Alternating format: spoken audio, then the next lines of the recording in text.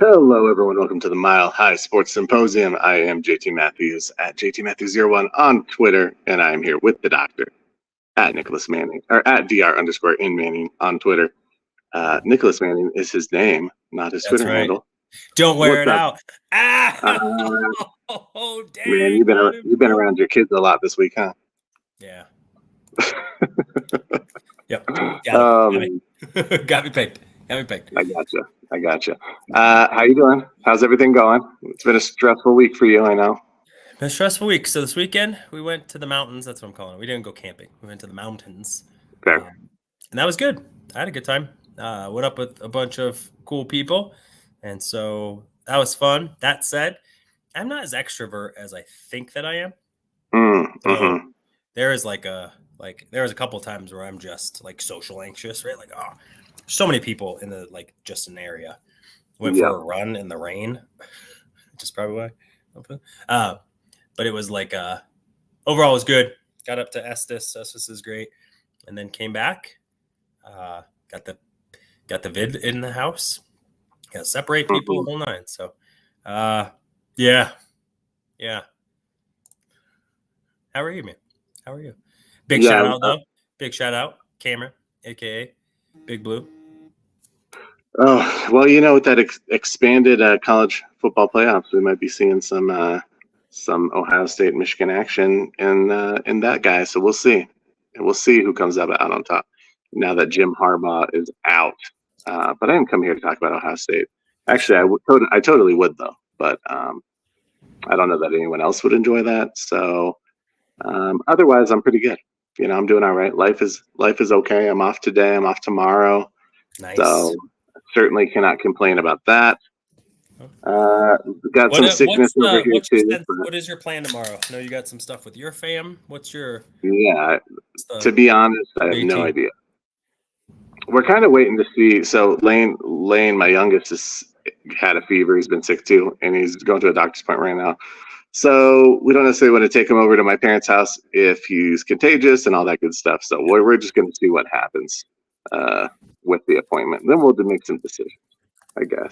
But we bought some little, backyard fireworks stuff that you can throw on the street, and the boys will like. Okay. How about you guys? Got plans? You guys got big fireworks plans? Yeah, no, all depends. If we get some clean tests and stuff, we'll be out. Probably just enjoying the sun. Been cooped up for a large chunk of this time. I'm sure we'll take the kids to the pool if we can. I'm sure. Yeah. I mean, chlorine, right? Kills everything, right? Yeah, for sure. All right. Well, final question, and I want everyone that's in the old one. This is what I'm going to ask. 2, I do think Nebraska's going to be better. I don't want to talk about that though, but they will. That's good. How far past the 4th are you allowed to shoot fireworks, if at all? So just chime in. Throw in the comments. What's the appropriate amount of time allowed or given? What's the grace period? Because you got after Thanksgiving, how quick can people put up their holiday stuff?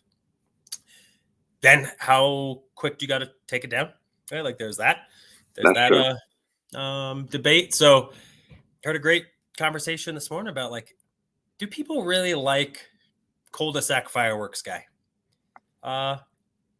I have been cul-de-sac fireworks guy. I have not liked cul-de-sac fireworks guy. It's kind of one of those. It's like Bill Romanowski, right? If he's on your team, you like him. Yeah, that's probably. It's not you just can't stand him, So might just be anyone 17 or under just likes that guy, and that guy also likes that guy. But sure. I don't know if anyone else really likes that guy. Yeah. No offense. It's not you anymore, so I think it's okay to say. But yeah. I don't know. I think with the weekend coming up, I think maybe I would extend it a day. Give them the 5th and be okay with that. Then I think beyond that, you're just self-indulging at that point. Yeah, it's I'll give you the midnight cutoff for the 4th. I mean, as a guy with kids and stuff, agree. That said, maybe you're trying to be mindful. You didn't want to shoot them all off. Yep, dang, got a couple I'll give people like into the 5th, you know. Yeah, just like do it like right at dark and not like at like midnight, you know, because that's just wild. Yeah, or I mean, to be honest, I'll watch fireworks in the daytime. Okay. Okay, all right, that's fine. I'm good with that. I mean, not doesn't have the same effect, but you know, It really doesn't. It's actually like I don't even know if it has enough, but I mean, yeah, you know, sometimes it's just the they boom. still make noise. It's just the boom. All right, well, let's transition into some Colorado sports talk. Where do you want to start? We're gonna hit all the teams today. Yeah, So let's it's dealer's choice. yeah, let's start Avalanche because that is less volatile. Sure. So let's go there. We'll ease into the Nuggets, and then we'll kind of go from there. All right, sounds good. Right. Here we go. Avalanche. It's free agency has started in the NHL. There have been some signings, some small, some big, not for the Avs necessarily, but the Avs have signed Jonathan Drouin for another year, which is. And did you see what that number was at? Yeah, I don't remember. I did see it initially. 2.5. That's great. That's super manageable. I mean, you got Middlestat and you got Drouin back for next year, which were the two really big moves for a combined 7.5, and some change. So that's pretty dope. Yeah, for sure. It's good. You know, these are guys we were gonna have to shore up that second line center, so bringing Middlestat back made sense. I don't think he outplayed what he was worth last season. You know, I think he had some good moments, but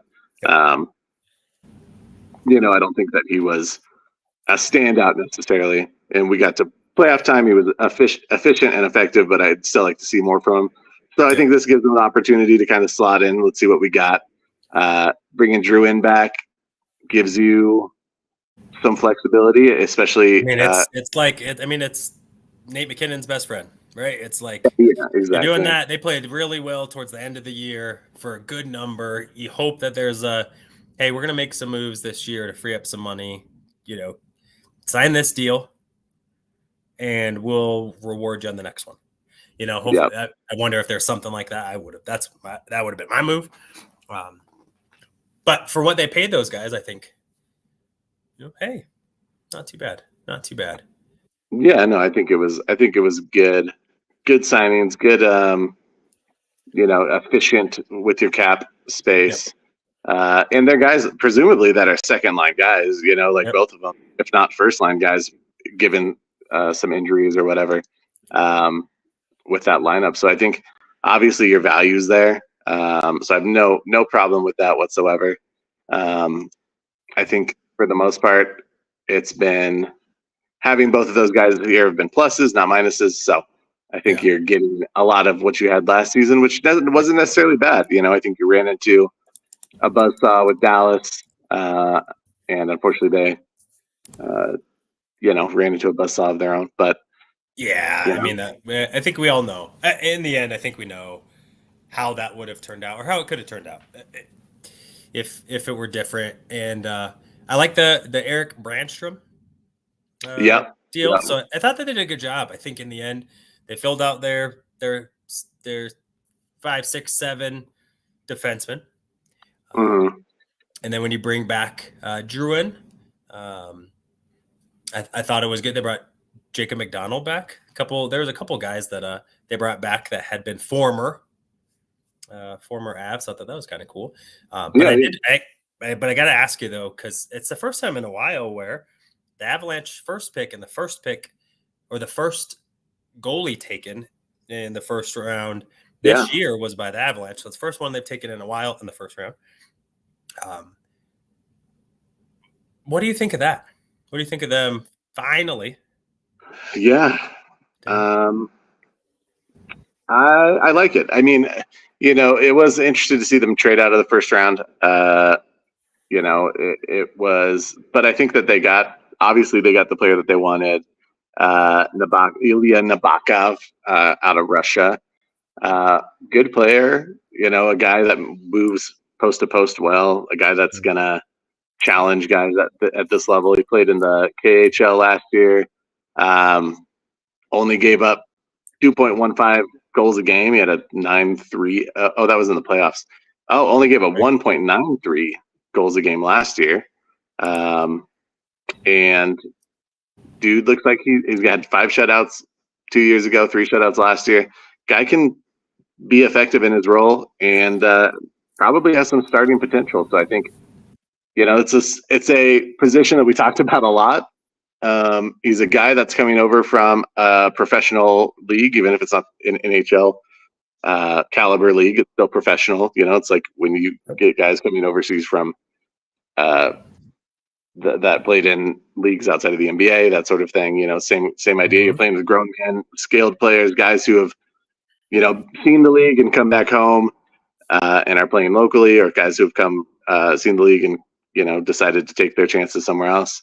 So you're playing, presumably good professional level players.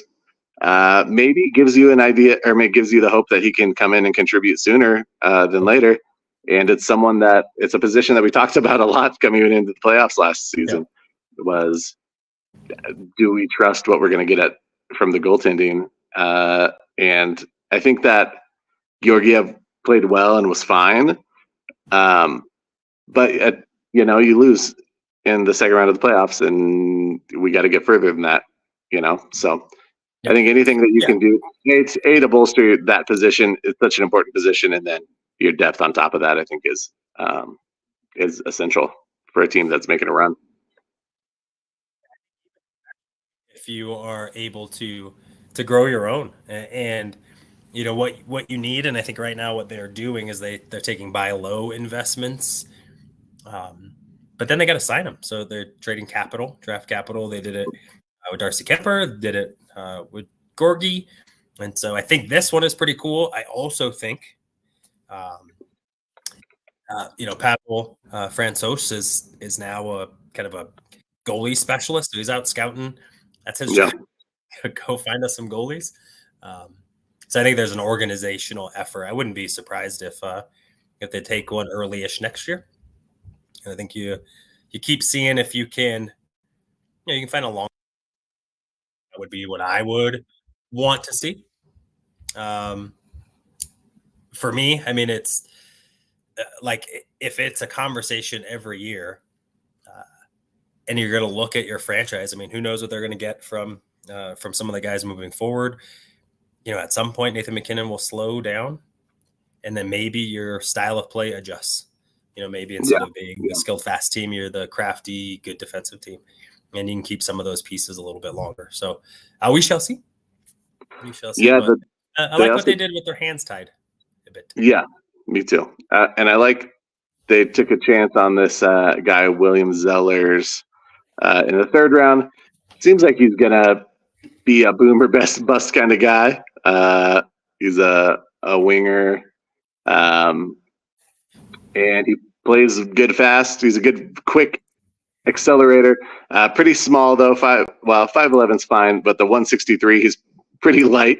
He's going to have to put on some functional strength, some weight. But I think they got him for his speed and his upside. So we'll see how that develops as well. But, that's what we talked about. It's like you either get low floor guys that you feel like can come in quicker and be contributors, or high ceiling guys that, hey, you know what, if we hit on this, like we'll be a nightmare. So, they took maybe a higher floor goalie, like you said, a guy that's professional chops. The KHL is, I mean, it's Russian hockey, so. yeah. I mean, there's definitely some physicality there. Yeah, and to give up less than 2 goals a game, be the MVP. Yeah, I didn't look at his age, but he's not old. So I think he's 20. I think he said he's 20. Yeah. So super cool. Anyway, I liked it. I like that they did that. They did move up in the third round to take the guy you were talking about, and so they really liked him enough to do that. So we'll see. And then hopefully it's really, it's so hard when you're in championship windows to not. Try and push everything in just for this year. So much has to go right for a championship. It's not like you just go balls to the wall and throw a whole bunch of money at it. Right. Like injuries and people getting hot and development and cohesion and yada, yada, yada, matchups, right? All the things. And so for all of us, as we go into our next conversation, who are like, it's championship or bust. What is that? Like, what does that mean? You know, like what? There's so many other things to think about when you're putting together a team. You can do a lot of damage by trying to make a super team. We've seen it a lot. See the NBA. My man Paul George, good player, deserves to win somewhere. Yep. Hasn't. And, you know, it keeps going and finding a superstar and a superstars team, and sometimes it's just that team's missing something, and you know, only one team can win it, and it's a super hard thing to do. That's why it's so elating when it occurs. But I like what the Avs did. I think if you look at that too in totality, with Val will come back. I don't know if you heard Chris McFarland talking about it. So and you know, they didn't want to allocate the money for Gabe Landeskog and for Val Nichushkin because, you know, they're both coming back. So what are you going to do with that money? You can't cut them. It's guaranteed. It's already on your cap. And, you know, if Val comes back and has another incident, he's out of the league, which then you recoup the rest of your salary. Exactly. Your salary cap. So it doesn't help you this year, but Val is the best player on the market that you could get right now for that much money, right? And so healthy Val plus 80% of Gabe, you slot those guys in, and you know that's a much deeper team. You know, even if Gabe Landeskog goes to the third line, you know, he might not be 30 goals Gabe, but he might be 20 goals Gabe, and his impact and his leadership and adding 20 goals on the third line or second line or what have you, you know, it creates more depth. And you know, maybe if there's more depth and there's a guy like Landeskog leading, healthy, maybe there's more positive influence in the locker room with Val and all that kind of stuff. So I like it. And I think in December, if things go right, guys stay healthy, you know, we'll get to see kind of this team put together the vision for the season as both those other guys come back. Yeah, for sure. Want to talk Nuggets next? I do. We're doing it. Denver Nuggets had a draft also. So funny that turnaround for the NFL or NBA and NHL draft being right next to each other. But the Broncos select Daron Holmes, center ? Yeah, I think he's more of a forward. Yeah, I think probably he is. He does have a 7-foot wingspan. 5. Huh? He has a 7-foot wingspan, so that helps. Yeah, and he's bouncy. I think he's, depending on the matchup, I think he's a guy that can. It's more position and athleticism kind of D, not being in the post D. So matchup specific for sure. Yeah, so he's measurables came in at 6'9", a 7-foot wingspan, 235 pounds. Played out of Dayton. Was the MVP of that league. I don't even know what Dayton plays in, so I can't tell you what that was. But he was the MVP. Mountain Valley or something. Yeah, something like that. MVP and defensive player of the league. So that's pretty good. Average 20 points, 8.5 rebounds, 2.5 assists, 2.1 blocks. Shot 54% from the field, 38% from three, and 71% from the foul line. Pretty good numbers overall. Yeah, and he was the guy that I wanted. It sounds like that was the guy that Calvin Booth wanted. Moved for a while, from 28 to 22. Sent a couple second-round picks to make it happen. You know, it's a guy that has from every, you know, outside of, you know, he shot the 3-ball well last year, but it's the first time. Right. Was like a 20% 3-point shooter. So it shows that he put in work, but can he carry it over? We'll see.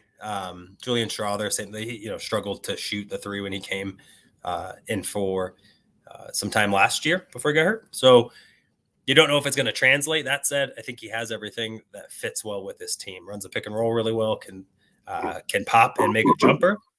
His bouncy can get to the rim. Can rim run on a fast break. So, you know, and versatility on defense. You know, with a 7'2" wingspan, Like it's pretty dope. That's pretty dope. Yeah. So I like it. And especially in the back end of the first round, getting a guy that potentially has starter upside, still relatively young, but has played really good amount of minutes in college to kind of see the progression, carried his team. Kelvin Booth talked about that, was kind of the man there, and how that is a big factor for him in, what's that kid been through? What's the expectations? So I like it. I like it. I was a fan of it beforehand.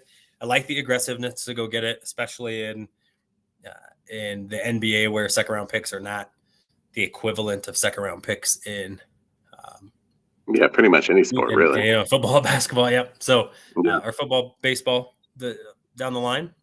So I liked it. I liked the pick. Did you like it? Were you hoping we were going to get anyone else?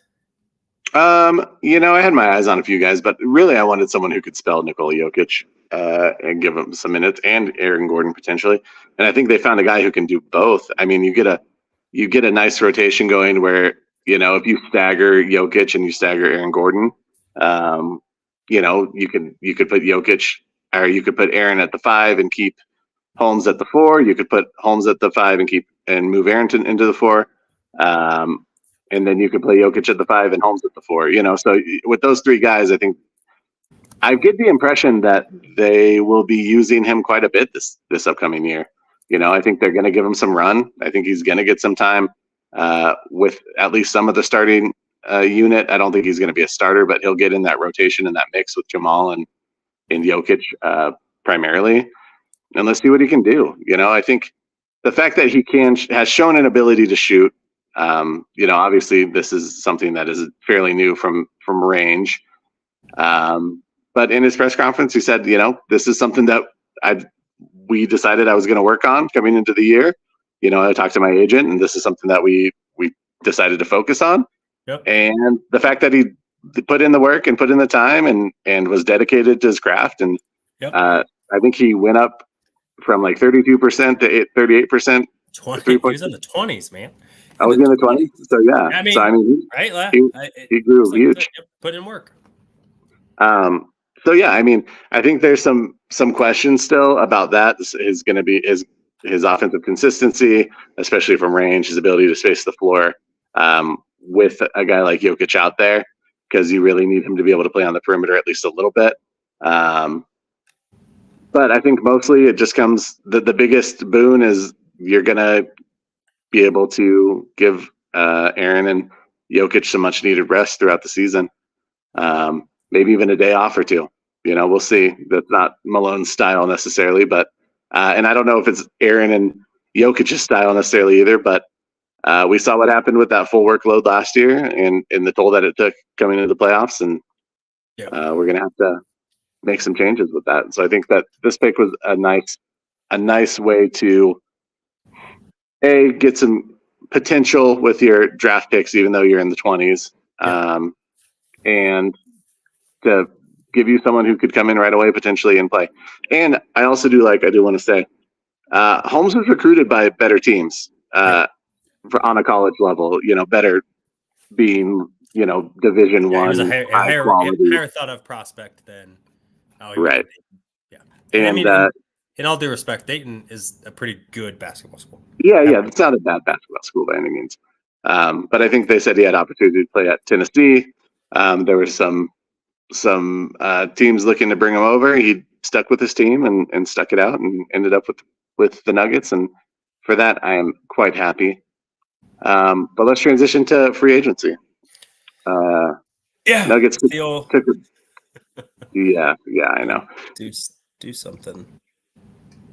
Yeah.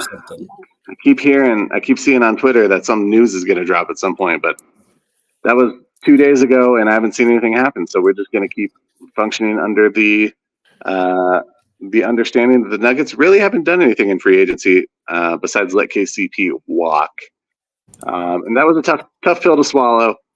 Obviously, KCP is making money and deserves to be doing so. With not that we probably couldn't have retained him at the amount that he was making unless we moved a larger piece.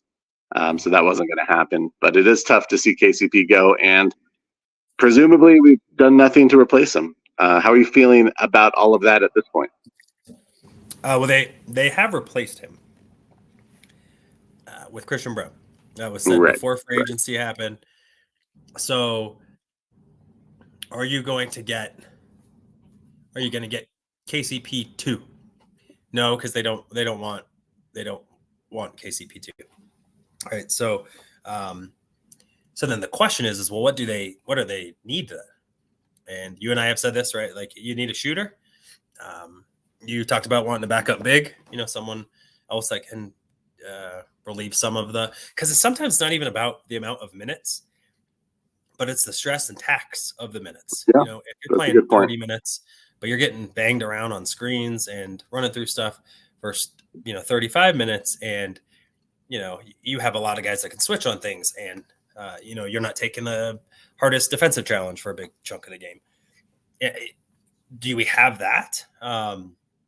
So to me, I think being able to add another ball handler that can play D, and some shooting, and potentially a big that can defend, or at least, you feel good. I like DeAndre Jordan. They brought him back again for a locker room presence, right, or something. He's going to be in the front office, or like he's going to be on the staff. There's no reason why you keep bringing him along for that. I think we have enough leadership in the room. Because we're willing to pay him, and it pays better than being an assistant. Oh, for sure. And I think he's smart and using that. Jokic likes him, and I think that was he was someone that really helped Jokic when he got here. And so I think that they can fix it, though. I think they can fix it. I think they can fix it fairly easy. How? Tell me how. I think a couple moves. I saw one pretty interesting one from the DNVR guys about Gary Trent Jr., who I think Trent has the ability to shoot the 3 ball and defend. Or at least has a trusted guy off the bench. Has been all over the place. I think he's 25, but feels like he's been in the league for some time. So, and like I said, is a good 3-point shooter. So I think that's a pretty sound one. I think that provides you with the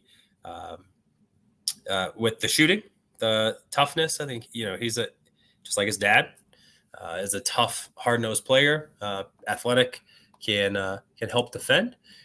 I really like the idea of Russell Westbrook.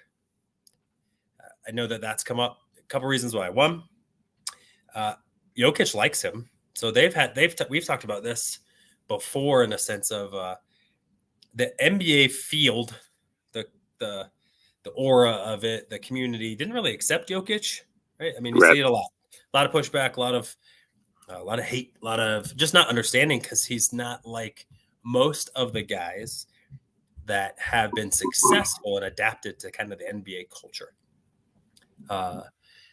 And Russ was one of the first guys from other teams to really kind of like show love and respect, like send him birthday present. As Adam Morris had pointed out, or Wind. So one, like things like that. He has been I think he was second in 6th man of the year voting last year. When guys got hurt, he actually took over quite a few games, I think the year before. And so I think he's learned his role and knows that, hey, if I played it and I played it really well, he signed or opted back in, or they picked up like a $4 million option. In the NBA, if you're making $4 million, which DeAndre Jordan is making $3.6 million. Right. So if that's not humbling you enough, I don't know what people want. People are like, the Russell Westbrook show. If Russell Westbrook came in at $4 million and was anything but helpful, that's a wrap. Yeah, you cut him, whatever, eats against your cap, or you buy him out, or you trade him for crackers to some other team, and it won't take much to get him. A second or two, or cash consideration. I don't know. Maybe depends on how toxic he is. Maybe package Zeke and Russ and get super dope. Something. I don't. You'd have to give him some draft picks too, probably. Probably. Hey, you know what? Whatever. But that gives you your ball handler. He plays D. I think what it also does, and I've heard this quite a bit, Zach Bai brought it up quite a few times, like last week. I think he's a dog, man. Like he's not going to get ran over. He's tough. And, if that shit were happening in Game 7 with Russell Westbrook here, I don't think we lose that game. Yeah. I think Russ is, like, if he's on the sideline. And to me, Russ has been a guy that, like, his team likes him. He has never been a guy that hasn't been liked by his group. He's odd, but he's also like a big family guy. Like, I don't really care what people think. Like, I got my tribe and I'm going to do me. I don't like. I mean, Jokic is kind of the same. It bothers me that he has continued to not be able to fix his 3-point shooting for sure. Sure. But you know what? Like, it's a low cost opportunity. And then Dario Saric. No, Saric, you're right. Backup, I think is, backup big for Golden State last year, has been around the league in a bit. I think he's in like 31, 32, something. But is a guy that has good NBA chops. I think he's a pretty good shooter. He's a good shooter. From mid-range out. And so, and I think also being a Eastern European fellow, I think that probably would fit in comfortability next to Jokic. Maybe. I mean, like, that's such a, like, American thing, right? Like, they're kind of close, right? When there's a war going on, and there's a war going on across between countries that are hanging out. So, yeah, my bad on that. For sure, I don't know, and I'm sorry. But he's 30, and I think in NBA times, he's a career 36.2 3-point shooter.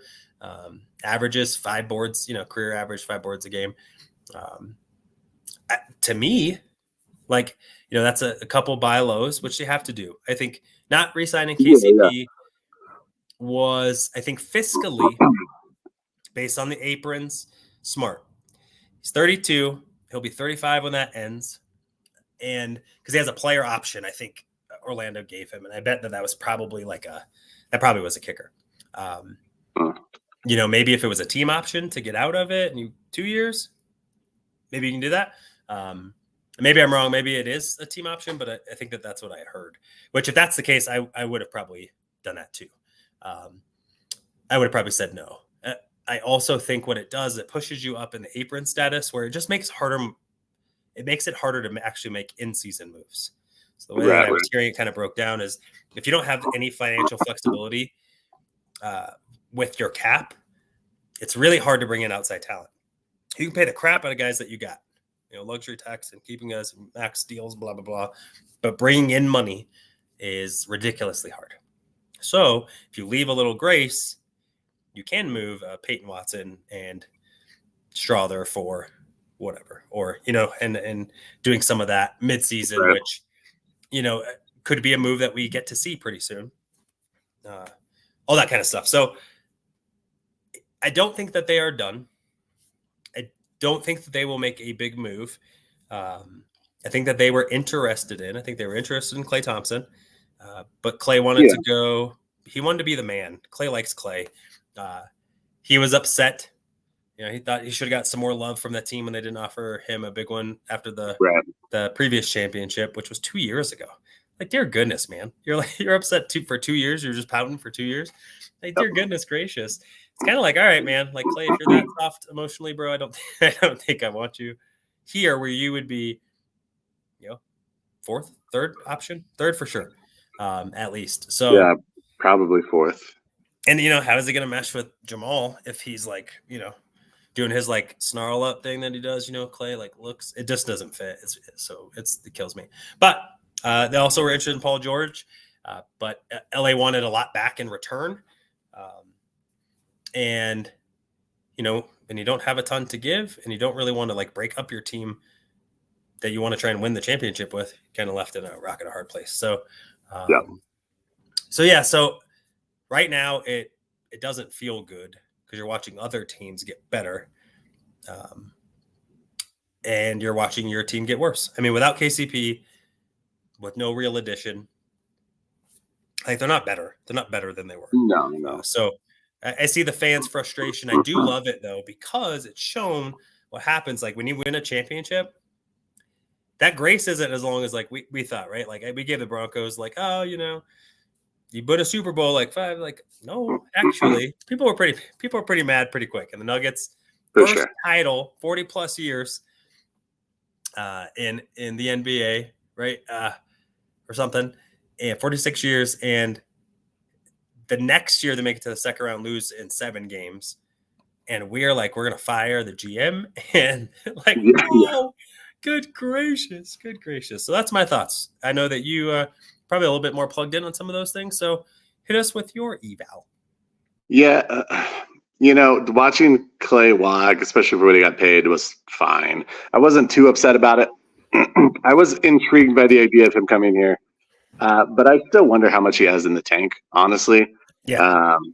Last year he played a role coming off the bench and didn't seem to be too happy in it and didn't really excel in it. Yeah. So it made me question a little bit of like kind of what you were talking about, like what's his character like? How is he going to be in the locker room? If he's not the guy, then do you have a problem? I'm glad we don't have to find that out.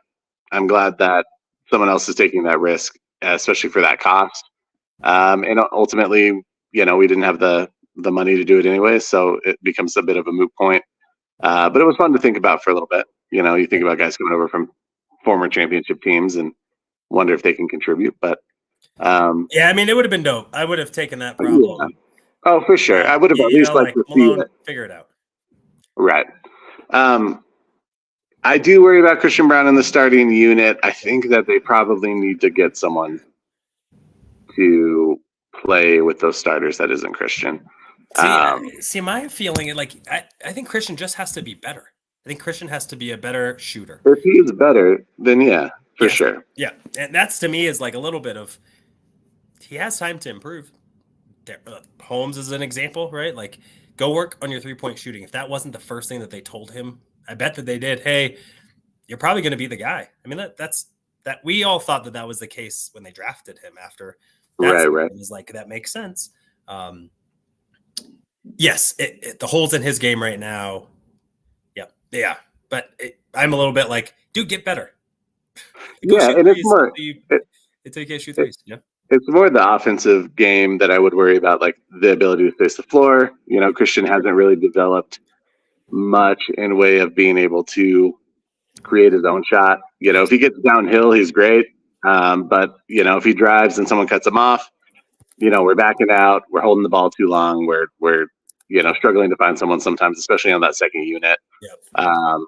I think obviously he would have a little bit more of a safety valve with a lot of the players that are on that first unit as opposed to what he had last season with that bench unit. But I still think he struggled at times. Towards the end of the season, he picked up his 3-point shooting. But I think he just seemed hesitant all year. He didn't seem like he trusted himself, or he was overthinking. I'm not sure what that was. So I definitely need to see some growth from him for me to feel good about him being in that starting unit. Am I okay if he starts the year there?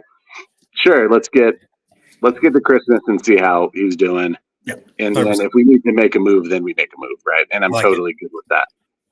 What would you were to guess right now? Give me your thought on what you think his NBA 3-point percentage, or like, where do you think he's at, either last year or for his career? What would be, because they're relatively similar, actually. He's only been in the league 2 years. What percentage shooter do you think he is? Right now, like over his last 2 years. Yep. I would put him at 37, something like that. That what? Sorry? 37? You're stupid. Did you just look at it? No, I didn't look at it. I've got nothing. Career 37.3. So, I mean, a tick under 40%. So in the end, and last year, regular season, shot 38.4. So, I mean, year before was 35. You want that closer to 40. Man, the NBA has changed so much. If people were above 30, like in yesteryear, they were snipers. Now it's like if you shoot under 30, like you are out of the league, clown. Yeah, but I think your point, so the percentage in which he makes it, for me, can stay the same, actually. I don't need him to be like the 3-point factor on that's what Mike No, Gordon no. for, right? That's Sure. what you have Jokic for. That's why you have Jamal, to be honest with you.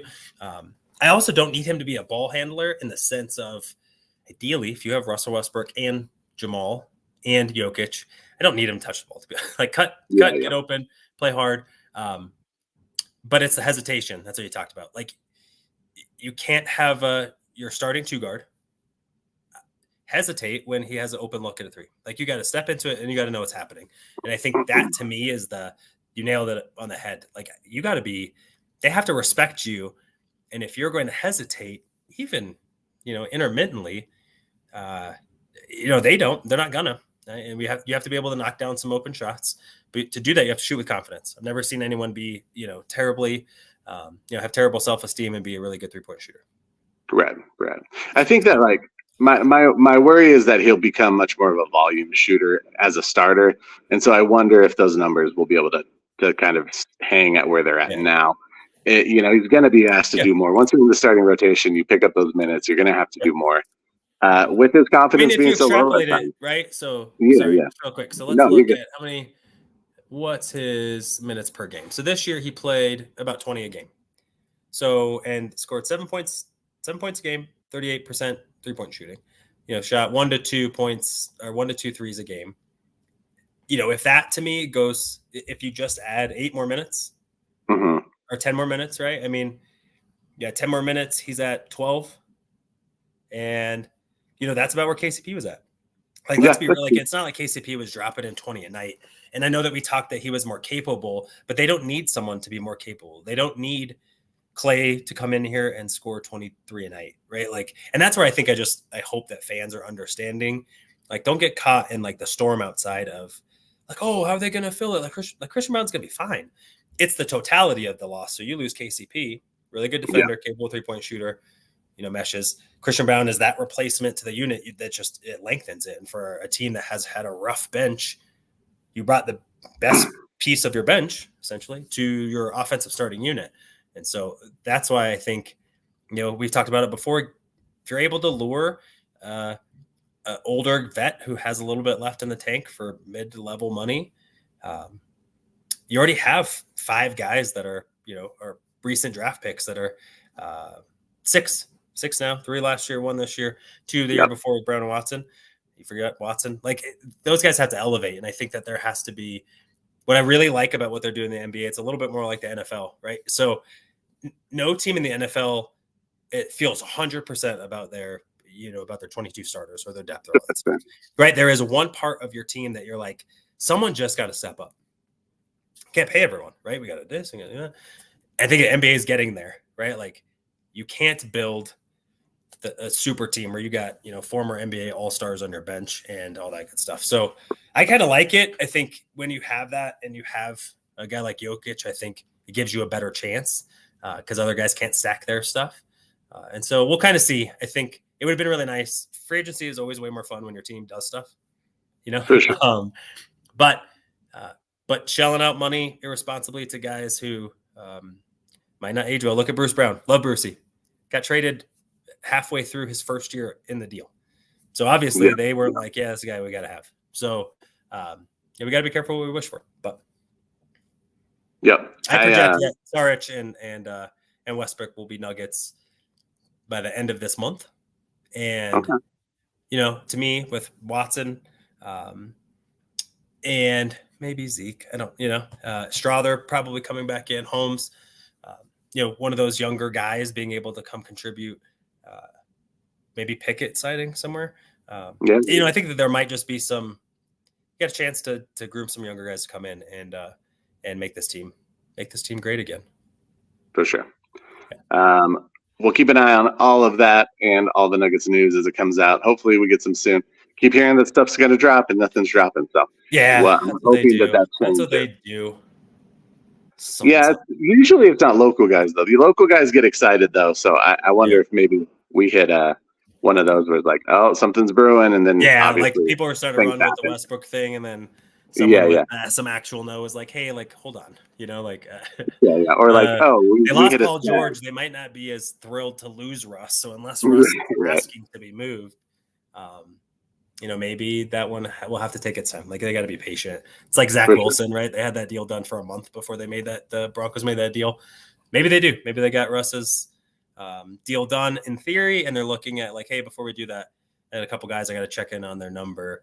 Sarich or Trent Jr. or some of the guys that are still out there because maybe that value is a little bit better. And yeah. Yep, I'm with you. Let's. I don't know if we're gonna have time for both, so let's jump into the Broncos. Real quick. Okay. I think they're going to trade Elias Diaz, who's been a really good player, All-Star MVP last year, catcher. But they actually have some good catchers in the system. So the thought, at least the pretty well out there thought, is that the Rockies will move on from him. Won't trade Ryan McMahon, who is probably their best trade asset at this point. You hope that maybe because your best prospect is a second baseman that you can look at getting some value for Brendan Rodgers, who when he's healthy is a good player. He's just not healthy very much. And then the question I'm going to ask you before we get out of here and go to Broncos talk is, would you trade Charlie Blackmon?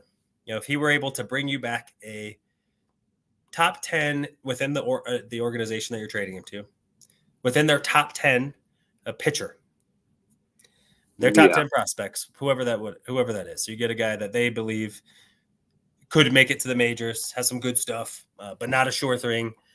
Do you stay loyal to Charlie, or do you send him? And not really, and to be honest, and not take his say in it at all, right? Like, Dick Monfort is a guy that he's loyal. Like that's super cool that if you're in his circle, you're in a circle, and that's awesome. Right. That said, this business, the sports business, professional sports business, isn't kind of like that. So he operates from a disadvantage in that. So what would you do? What are your thoughts? I don't have any issue shipping off Charlie. I love Charlie. I'll always love Charlie Blackmon. He's going to be a perennial Rocky. We will always think of him as one of the known names, like we do with the Blake Street Bombers and those guys. I honestly think, maybe it would be nice to send him somewhere where he has a chance to win something. And I think if we did that and send him out on a high note, and he could go play DH for a team that needs a little more batting depth. Charlie's great at fighting off pitches and finding balls that he can go yard with. He's always good for keeping an at bat alive. That's valuable, and he's I don't know what his on base percentage is this year, but I assume it's decent. He's always been pretty good at generating on getting himself on base. But I think there's some value there, and I think you have to capitalize, man. If you want to get out of this kind of repetitive bottom feeding mentality, you've got to take some shots. Pitching's hard to come by in Colorado. It's kind of hard to come by unless you're the Dodgers or the Yankees, and so I think you got to take the chances. thing is like they do it, and they're picking in the back end all the time. It's true. It's just like grabbing guys that pump 90. So, there has to be something said that one. I'm just gonna say it real quick. We're gonna move on. We have really, really good high school baseball players in the state of Colorado. True. Really good. They go other places to play in college if they don't go straight to pros because we don't have a major college program in Colorado. So knowing that, there are Colorado kids who are also, they learn how to pitch here. They know how to pitch here. You can't pitch here. It's one, you have to really do that. And I don't think that team knows how to do it.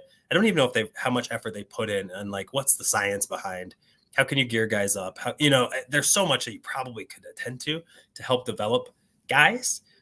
But you need young and dumb. You need guys that are going to come in that aren't afraid, that don't know better. And that's when the Rockies have been successful. The couple years ago with Freeland and those guys didn't know better.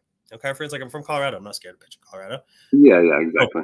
So anyway, that's my 2 cents. I hope that they do go young or go home. Give us a reason. They're already going to stink. They're going to get a top 5 pick anyway. Might as well see what you got in the young cats and do right by Charlie. He'll probably be pissed, to be honest with you. I don't think he wants to go. If he wanted to go, no, probably not. But if he's playing in October and they're chanting, Charlie, they're playing a song like we do here, like he'll be like, oh, I get it. He'll be all right. He'll be all right. He'll be all right. It is hard. It's a hard thing to to wrap your head around, just because it's one of those guys that is a Rocky, but it happens a lot in this league and all of the leagues, unfortunately, and maybe sometimes fortunately for them. Ray Bourque was the Colorado Avalanche for one season and won a cup, and I don't think he regrets that. So, I think he was here for 2 years and then won the cup. Oh yeah, you're right. He was here for 2 years. But do I think he regrets it? Nope. No. All right, I'm giving you a soapbox because this episode title is for you. This is the optimist take on the Broncos, not the pessimist take on the Broncos, which would be more me. So I'm just going to open this up and I'm just going to ask the question. Yeah. Are the Broncos a sleeper team for this upcoming season? Well, thanks for teaming me up, JT. I do think so. I think that there is I think that this team is better than we think it is. And okay. And some of it will probably be the addition by subtractions, less friction in the room with your quarterback. I think that there's a lot to be said with a lot of those things. There's no longer a polarizing figure in the locker room. And I think there's a lot of cohesion, really good coaching staff, David Shaw on board, like they're doing it right for sure. Yeah. I think that there were some rankings that came out. I think it was Pro Football Focus, maybe, who, the Broncos have like the worst roster in the league. I think it's probably, because there's a lot of guys that we don't know if they can play, Riley Moss, et cetera. So I think that's fair. I think it's fair because there's projection. But I think some of the position groups are much better than we do. And I think that really will help Bo Nix, which is why I think that this team, at minimum, will be a pain in the ass for a lot of teams in the NFL. I think Sean Payton is a guy who wants to run the ball. I think with the addition of Blake Watson, I think you have potentially a 4-person, opportunity for guys that have, big body, big experience, estimate, to really smash. And with an offensive line that most people project as a top 10 offensive line, they were last year in terms of win rate, pass block, run block, win rate by our friends at ESPN. So leaning on that for Bo Nix, I think you have capable running backs. You have one explosive home run threat at running back. So I think you have those things there. When it goes to the wide receiver room, and there's we don't. Right now, everyone's healthy. So Cortland Sutton showed last year that he can be a jump ball Cortland Sutton again. Tim Patrick is a significantly better player than Jerry Jeudy. And to me, it's not even close. So you add that addition by subtraction. You throw in Josh Reynolds, who, outside of really some drops in the NFC Championship game that were egregious for sure. But outside of that, the guy was a contributing player in a developing offense, and they wanted him back there. He just, more money and an opportunity here to kind of go be more of a factor. And then you got Mims and, in my opinion, Troy Franklin. You got two speed guys. And Franklin can contribute earlier, in my opinion, because of his connection with the quarterback. And so I know that there were a couple articles. I wasn't able to find and pull it, but I heard Zach By talking about it on their show, a few other shows talking about how actually some people, professionals, like some people, not like some people, really think that the Broncos supporting cast is much better than I think maybe we all think, or the general media thinks. So that's my thought. That is my reason as why I think that the Broncos can be a real factor this year. Again, I'm not here saying 11-6, but I think that the players are better than we give them for. Because 2 years ago, this was like a destination place. That's why Russell Wilson came here, right? Like, you got this, you got that, you got this. Show me where Jerry Jeudy was a number one receiver. The last game of the 2020 season against the Raiders. Yeah. There are events, but there's not a stretch. So I absolutely think that the Broncos are going to be much better for all those reasons. And then with the added emphasis of the coach and the quarterback. That your coach doesn't like you and you are in the most important position. He doesn't trust you because you can't do things he wants. Like, dear goodness gracious, right? Like, how many things were missed out because we had to run a dive on 3rd and 2 because we couldn't get all that kind of crap. So that's my just soapbox real quick. Give me your rebuttal, and then I will give you my rebuttal to the rebuttal. I can see a scenario. Let me say that. I can see a scenario because I think that there are some rooms, some position groups that I think could be very high ceiling. But I also think they're a little bit boom and bust position groups as well. I think wide receiver is one of those. I think there's a lot of potential in that room. I think if Tim Patrick's healthy, you've got a 1 and a 2 that are really sure-handed, good jump ball type of receivers. You've got some speed in that room. You've got some young talent, some guys that I think can really stretch the field. And I think that I could see a scenario where a lot of those guys start popping off and are good contributors, right? Mm-hmm. And at the same token, there's a lot of young guys and some health concerns in that room. And so it could go either way, right? And I feel the same way about the running back room, right? Javonte comes back to form, you're in good shape, right? You feel a lot better about that room. Yes. And then which he will, right? Another year from a significant and traumatic injury. Yeah, I would assume so. But it's a physical sport, and you just never know what's going to happen. Yeah.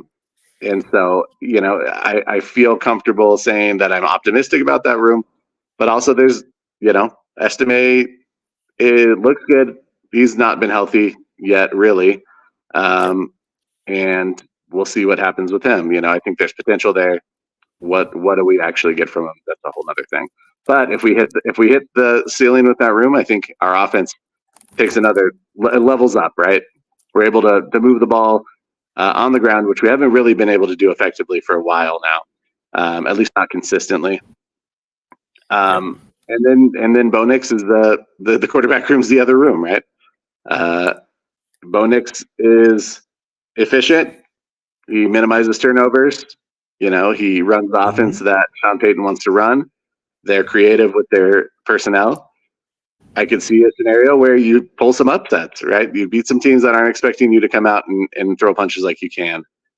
I can see offensively a lot more potential than on this team than I feel defensively, and so that's kind of where I run into my hang up is that pass rushers I'm not confident about, and secondary I'm not confident about. Just not in general. There's some nice pieces here and there. Again, Baron Browning's a guy that we have high hopes for, has not been healthy, right? Riley Moss is someone we were hoping can step into that secondary room and make a difference. Hasn't been healthy. And he's young, doesn't have playtime, So we just keep running into scenarios where when I start to feel like, oh, maybe we've got something here, something happens, we take a step back and we're kind of back at square one to a degree. Though I can see a scenario where if things fall correctly, then I could see us pulling some upsets and doing better than I expect us to be. Yep. Yeah, I like that. And it's, can they stay, all that stuff. So for the ifs of, what will we see if you extrapolate? It's Christian Brown, right? If Baron Browning, who played really well when he got back, right, does that for 15 out of 17 games. Right. Like how will, because there's the other if on the side of it, right? It's not just if he can stay healthy, there is the what if he can't stay healthy, and you get that contribution, and guys keep elevating their game. And I look at it a little bit more offensively, because I think the assumption is they just don't have enough talent on the Broncos offensive side to really help support a young quarterback. And I don't think that's true. I think if you look at like 2021 and you compare that roster, or is it 2021 or 2020, whatever, the last years of Sean Payton, go look at that roster minus and compare it to the Broncos offensive roster. You can tell me that he can't be Teddy Bridgewater or Jameis in that system? Absolutely. Right, if he does, as they did in New Orleans, they won. And so I wanted to push back on that. Just hearing it a lot, it's like, dear goodness, like 32. That's the Broncos are terrible when a lot of the guys, to be honest, are still here that they were projecting as a really good offensive group back in 2022. Cortland Sutton's still here, all that stuff, all the things. So I think that there's a good opportunity for this team actually to show that they're much better than they are. There are position groups that I think are worrisome. Tight end, a young quarterback could be really nice if you can consistently rely on them to be on the field. But there's potential in that room too. 100%. It is a high upside, low floor, right? It could fall if Adam Troutman, which is why he's back. If that guy's your floor, at least, hey, if you guys can't play better than Troutman, like, sorry guys, and I'm okay with that. He's a pretty well-rounded tight end. He's not a guy that's going to scare you in any. He's not a dominating run blocker or dominating the receiver. But if that's your floor, you get healthy Greg Dulcich, which I think we all believe. If he is on the field, dude plays well. Yep. He's a factor. Just obviously getting on the field, which would be really big. Lucas Kroll, I really like that story. I think that there is going to be some intention to try and get him acclimated by Sean Payton. I think that's a Sean Payton guy. And so that group worries me, but I see that there. The safety room worried me. But I think if Caden is healthy, you got a pretty nice 3-person rotation. Those guys all know each other too, right? Like there's connections. From for sure. So that should make things pretty simple.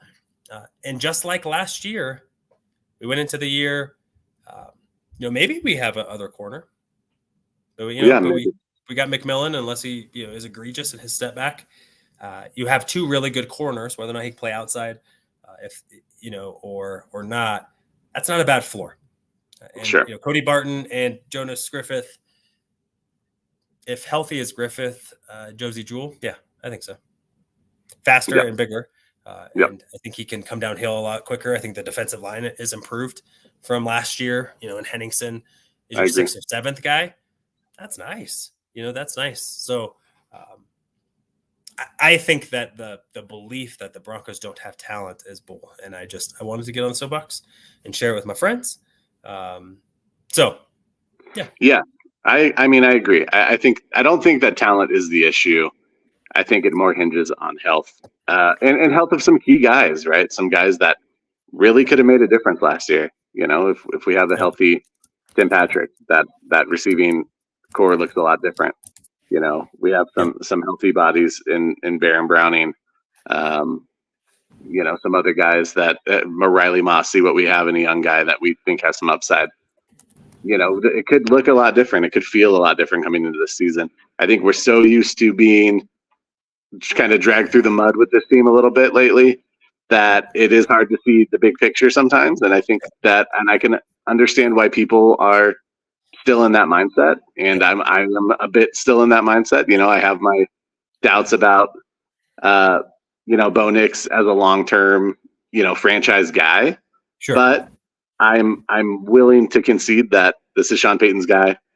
He has some talent. Obviously, people were considering him as a top 3 quarterback prospect in this draft, at least. Yep. So I think that there is some talent there. I just need to see it to come to fruition, feel better, or at least see some moments of some glimpses of that. Wearing the Broncos uniform to feel good about it, and time will tell. But I think to say this team has no talent, I think is a bit short-sighted. Though I do understand why fans do feel that way at times. But training camp's coming up soon. We've secured some tickets. We'll be out there a little bit, checking out the boys when they get their pads on, and well, maybe not. They might just be in the shorts. Wait till they get their pads on and come out. But I don't want to be there while they're getting them on for sure. Yeah, we'll wait till afterwards. That's fine. I mean, but we'll be keeping an eye of on course. the team. Hold on real quick. I mean, of course, like it's and last note, and then you can get us out. It's got to be on the field.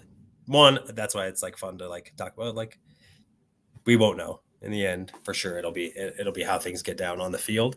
But I appreciate that, right? Like this team is better. Ben Powers played terrible the first half of last season. Came on Mike McGlinchey was a false start and fool for the first 5 games, evened out. Garrett Bowles played phenomenal. Lloyd Cushenberry was a good center for 1 year. Can you get someone that's going to be able to do similar to what he was doing? I think so. So I'm talking myself into, maybe I need to go get on a bet app and, maybe go throw some money on the Broncos, shaking it up a little bit. Hey, I mean, if you want to make a big bet, it won't be the Broncos, but you can bet Russell Westbrook is the 6th man of the year. Oh, I'll go take that. I thought about it. Honestly, I don't know what the odds would even be at. But if Russ came to the Nuggets, I think he would be at 6th man of the year. His ability to penetrate and kick out to Jokic and Jamal Murray and Michael Porter Jr. to hit threes, yeah. Oh my gosh! Oh my god! Oh, that's just lobs for Aaron Gordon. I mean, there's a lot. It's fun things to do. But thanks for indulging me on and letting me get my my stuff out. So, you hit that real quick. Yeah, they will be better. Last year, terrible, absolutely terrible in the beginning.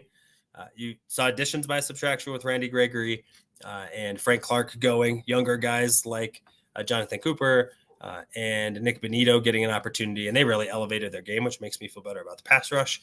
Maybe you got 3 guys that'll get you 9 sacks each, but no 10-sack guy. That to me is all right. That to me wouldn't be too bad. You get 24 sacks among 3 players, younger players. I think that's a really good stepping stone for really next year, which is probably the year that they're gonna really kind of make a move. So I think they'll be much better. Malcolm Roach, much better player. Than they've had previously. John Franklin Myers is phenomenal. I really like that. And then Angelo Blackson is a really good player. And so I feel really good about their 6 deep. And I think that they'll be much more improved against the run for sure. Yeah, I think they made some moves to bolster that run defense. Franklin Myers, I think, was huge. I'm excited to see him get on the field and be a bull in a china shop, so to speak. And see what kind of impact he makes. But I think as far as run defense, I worry less about the run defense than I do about the secondary.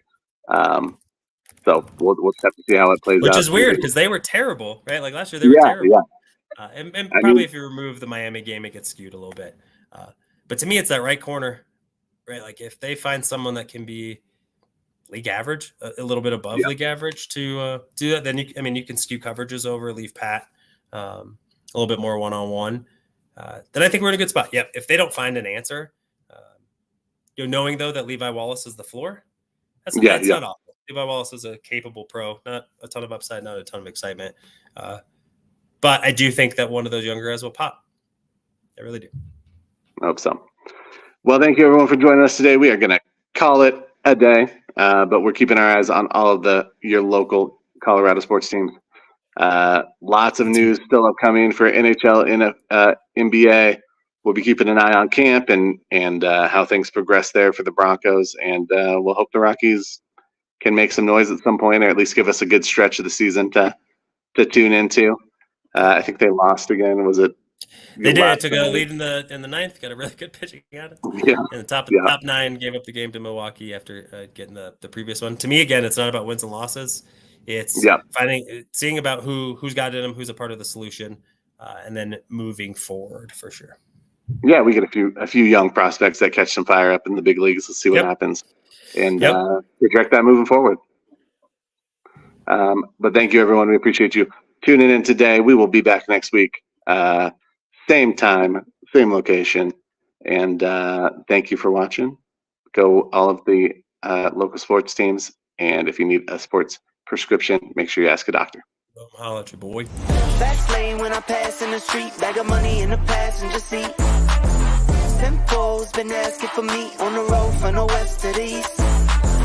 Way up, I might never come down, cause the coast racking up the flame out. So high, I might never come down, so what, this is my lifestyle. Wait a minute, work hard for the car, so that's why it's